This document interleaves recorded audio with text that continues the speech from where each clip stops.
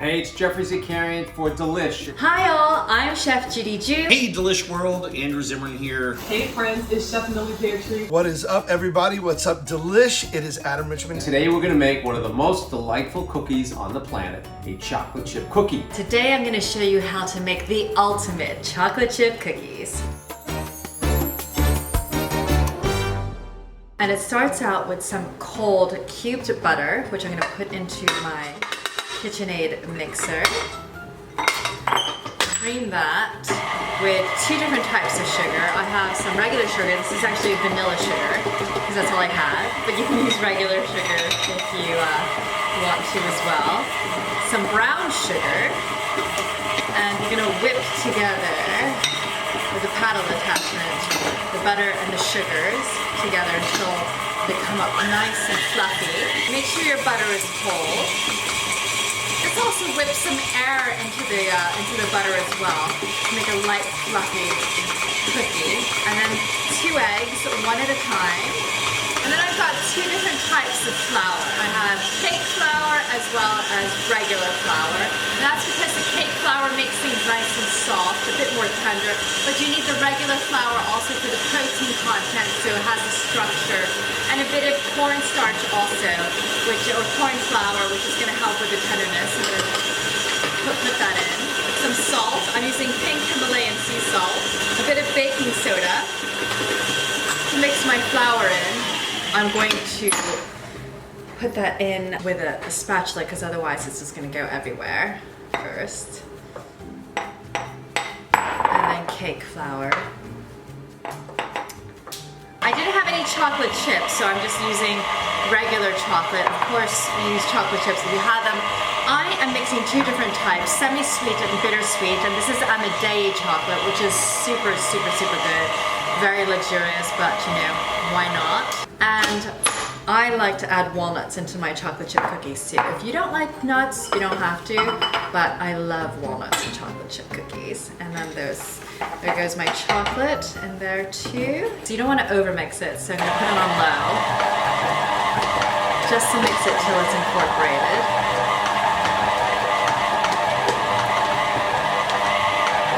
And that's good enough.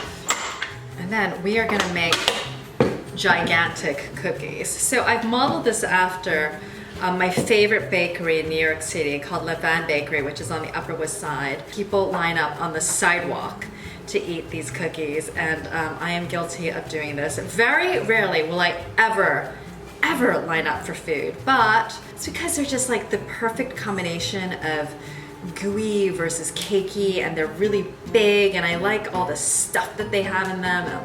They're just nice cookies. So I decided when I was creating this ultimate chocolate chip cookie, I'm gonna make them big because size does matter at the end of the day. Oh my god, this is like a workout. I'm only gonna make 8 huge cookies with this. Probably about 6 ounces per cookie.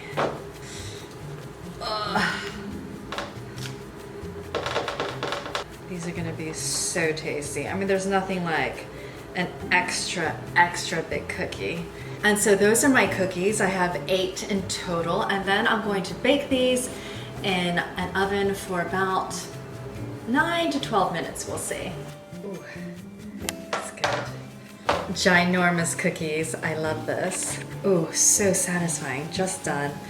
And those are my ultimate chocolate chip cookies. Hey Delish World, Andrew Zimmern here. This is the recipe that I make, not for me, but for my family, because it's the one that they love, especially my son. I tend to get really crafty and, you know, oblique with chocolate chip cookies, and I have some real chocolate chip cookie fetishes, but this recipe is tried and true, and it's absolutely spectacular. First thing I do is I take my baking soda, I add it to my flour, and then I sift that together into a bowl.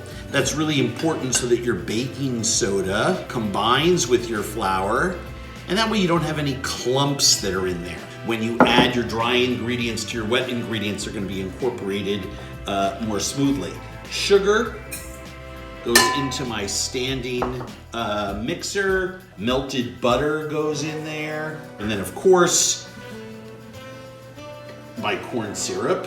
I have many sweeteners in here for a reason. And my third of a cup of brown sugar.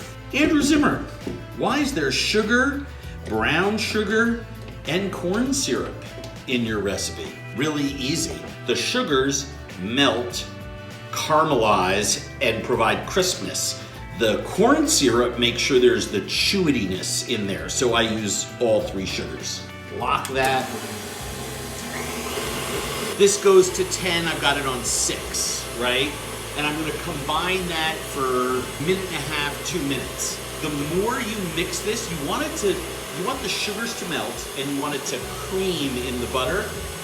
And you can see in there now it's actually doing that. So I'm gonna stop it because I don't want tons of air in there. Even though this isn't a cakey cookie, the more you mix and the more air goes in there, the cakier this is gonna be. In goes my vanilla, my milk, my egg yolk. And I'm just gonna turn this back on. Woo. And I'm not worried about getting all of that incorporated because those wet ingredients tend to incorporate really well and really quickly. 10, 15 seconds, no big deal. And we're gonna incorporate our dry ingredients. And that's going to include also my pinch of salt. And then at this point, 1. Because if I crank this up, it's flour. It looks like an episode of I Love Lucy, right? And now I have not over-mixed that. I've also cut down on the number of bowls that I need to wash later on. Let's get all of our cookie batter off of our paddle attachment. And then what I want to do is just scrape down the sides of my bowl towards the center and give 1 turn of this just to make sure that I have a nice homogeneous cookie dough. Really good chocolate chips. These are Guittard, French company. You can take a really good chocolate bar and break it. I don't like milk chocolate in my cookies. This is a bittersweet, but I like real chocolate. Please, no letters, but like Hershey's chocolate has like so many, it's just not even really chocolate. I like real, pure chocolate in my chocolate chip cookies. And then my favorite thing is pecans. I love them. Sorry, walnut people, I don't like walnuts, but I love pecans.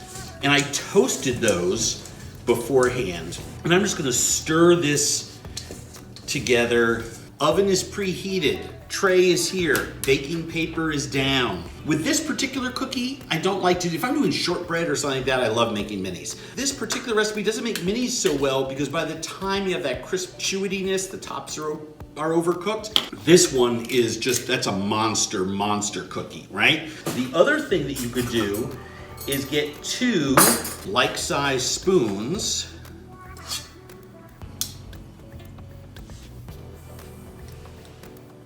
Now remember, all this is gonna melt. So it's great if they are standing up like that. You can also always moisten your finger and squish them down. I'm just gonna space these apart onto my trays so that I have lots of room and I know they don't run together. I'm just making sure that the batter is tight so as these bake, I don't have big holes of air in there that would cause me to have cracks or fissures or cookies that aren't uniform in thickness. Because I'm gonna do something that would horrify any of my pastry chef friends. I'm just gonna squeeze that extra one in there that's gonna go against the side. It's kind of like a tester. So we're gonna go at 375, usually like 8, 9, 10 minutes. When they're down and the edges starting to crisp, I bring them out. You can drop them and do the bang thing. I love the texture of that. I love the way it flattens them right away. And then we cool them and eat them. Other thing to remember, they're gonna keep cooking on that hot pan, right? So once you see some browning around the edges and stuff, start getting vigilant and start thinking about getting your cookies out of there.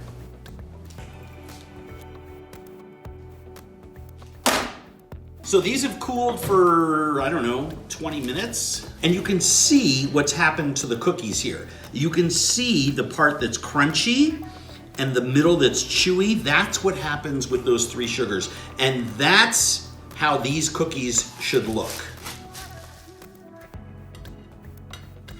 Typically when we're making food videos here in our studio kitchen, some people take a bite of things and stuff like that, but unless it's lunch, everyone is so picky and there's 40 people in the room and they don't touch anything. These cookies will be gone in 30 seconds. See? Crunchy bottom, soft on the inside with that chewy, sort of caramelly, crunchy texture. That is a world-class chocolate chip cookie. Like, this one could use an extra pinch of salt. But delicious. By the way, you can finish them like that too. If you're making a batch and you taste the first one, sprinkle them with flake salt on the way out of the oven. Wow, is that good. And it's crunchy, which to me is what defines a good chocolate chip cookie. Hey friends, so in order to make my oatmeal chocolate chunk cookies, these are the ingredients you'll need. You'll need a couple eggs, 1 stick of butter, AP flour, quick cooking oats, chopped walnuts, baker's chocolate. It's very important, in my opinion, to use baker's chocolate versus chocolate chips, only because they have stabilizers in it. And when we eat chocolate chunk cookies, you want to be able to have a good bite of chocolate in every nook and cranny of the cookie. It's super delicious that way. We're going to use some granulated sugar, salt, pure vanilla extract, lightly packed light brown sugar, and baking soda. And what we're going to do is we're going to sieve it. And the reason why I like to sieve my flour is to get all of the bumps and lumps out of it. And then we're going to add our salt and baking soda. And we're going to combine this to our quick cooking oats. Simple enough, right? Now next up is we're going to take our butter. And we're going to add it to our mixer. And it's very important that we use room temp butter. We're going to add our sugars. And we're going to cream these together until combined.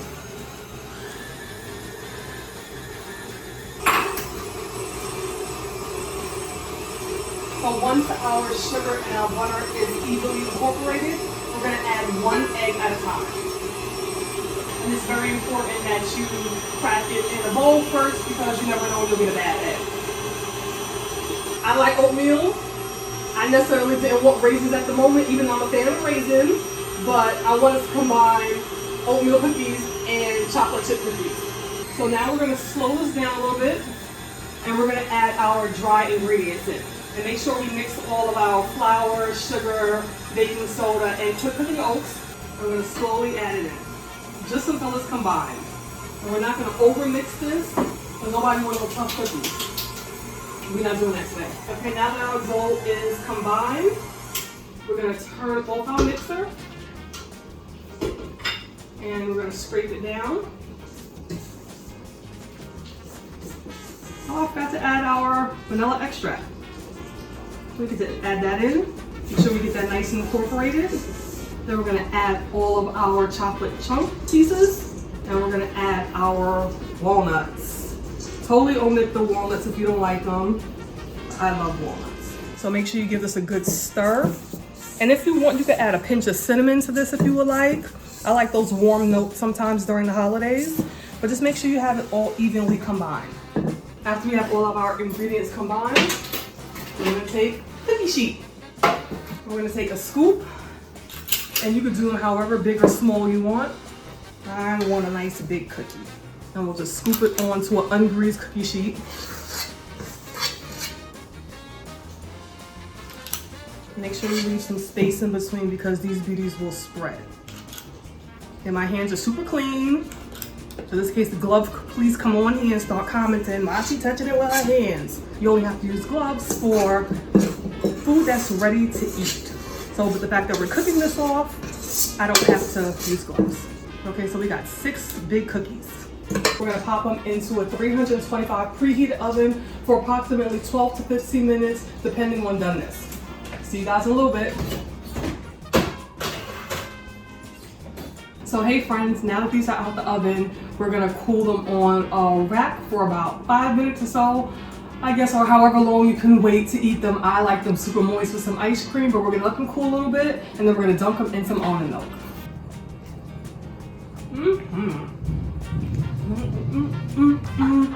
Chewy, crunchy, salty, everything you want a cookie.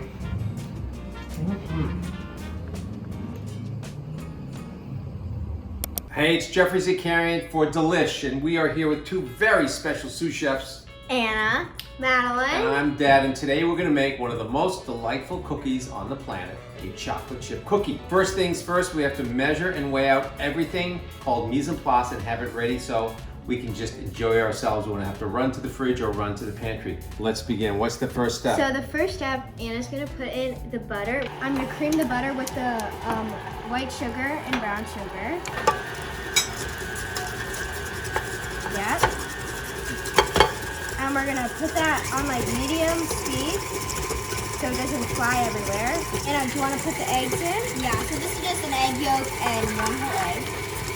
This is called creaming, right? Yeah. We're gonna add the vanilla next. And then the baking soda and baking powder. No, soda. It's soda. Oh. And salt. I like to always scrape it down after its sides to get everything in. I like to eat it right now. Do you want to add some of the flour in? And we're gonna do this in parts, like 3. I'm gonna in parts. Keep it low. That's good. And then we're gonna do that. The baker in the family. All right, now you want to put some more?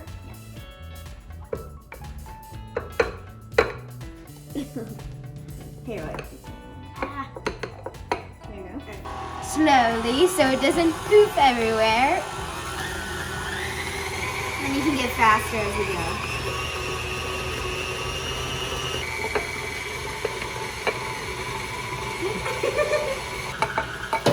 It's fun to make a mess in the kitchen. Yes, especially when someone else cleans up. So the real secret to a good chocolate chip, to really have that nice balance, is the mixture of white sugar and brown sugar, because the brown sugar has an ingredient in it that makes it nice and soft. It's called molasses. And that's why brown sugar is such a great, it makes that perfect balance between crispy and chewy, right? Yeah. Do you want to add some of them? Stop. Now what I do is I just fold it in.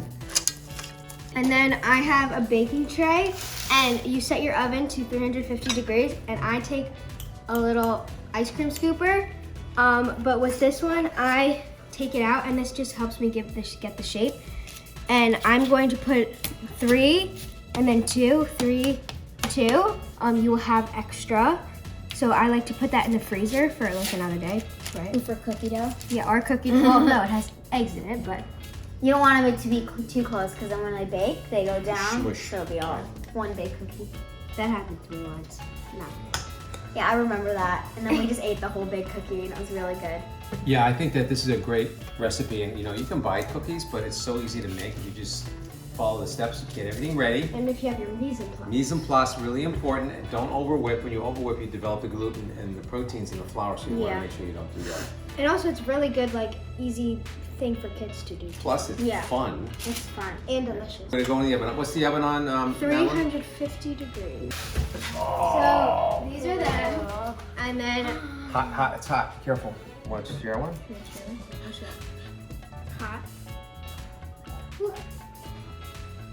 Oh, God. That is really good. Thank you, Anna and Madeline, and thank you, Delish. What is up, everybody? What's up, Delish? It is Adam Richman coming to you from my home in Brooklyn, New York. I hope you and yours are staying safe and staying well and staying 6 feet apart. Anyway, I have always loved chocolate chip cookies. It has a massive connection to the memories of my youth, to gatherings with people. And the truth of the matter is, I don't have my own recipe. I've always used the one on the back of the Toll House box. But what I think really sets my sort of Toll House cookie situation apart is what I do with the dough once I've made it. So let's make some cookies. Super simple. It's flour, sugar, salt. Just gonna mix it all together. I even have the wooden spoon my mom used to make cookies with. I asked her for that for this recipe. So we have our dry ingredients mixed. Now we're going to mix the wet. So we've already softened some butter. Now I'm going to add 3/4 cup of white sugar and brown sugar. One time as a little kid, I had actually messed the measurements up and added so much butter. Let's suffice it to say, I was playing the old butt trumpet for a very long time. It was not the best cookie. Okay, so we have our sugar, our melted butter, and now we have our vanilla extract. DEA delicious. First add the eggs and then our dry mixture, combine it all, and it's gonna go in the oven. Of course, it was always a battle when you were a kid. Everybody wanted to lick the spoon, but no spoon licking in this video. The best part, adding in the Toll House morsels. We're gonna add them in. I will try not to get any on the floor, Sarah, my cousin who never lets me live it down. Okay, we have our batter mixed. We have our oven preheated. We're gonna drop it on an ungreased baking sheet, making sure we leave enough space because the cookies will flatten. We don't want them to stick together. I like my cookies slightly underbaked. Plus, they carry so much residual heat, they're gonna keep cooking a little bit.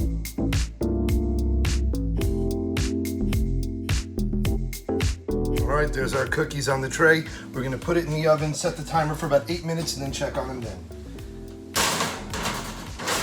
Okay, so the thing that I'm going to do with the rest of this wonderful cookie dough that I have is make a little thing that I've seen called a pizookie. I guess it's sort of a portmanteau of pizza and cookie. I'm gonna take the rest of my dough out of this bowl and put it right in to my pan. Spread it out evenly. If there are bald spots or spots where the batter is a little thin, it's actually not gonna come out as great. It's okay to use your hands because you're gonna throw it in the 375-degree oven, so there will be a sterile environment. Excellent. And then you can basically bake it according to the same directions that you bake the cookies. Let's put it in the oven. Oh, there is nothing like that smell on earth, I tell you. Come on. Having cool air underneath it will help it cool even faster. Well, the proof they say is in the pudding. Come on. Now this is good, but I'm gonna show you how to take your cookies to the next level. Now you have to remember, the small cookies cook in 8 to 12 minutes because they're that big. The pizookie is a bigger cookie, which means the center is still gonna take a while to set. Oh, the things cookie dreams are made of. Oh, nothing better than a cookie. It's a great big gigantic cookie smothered in ice cream and whipped cream. And there is our pizookie.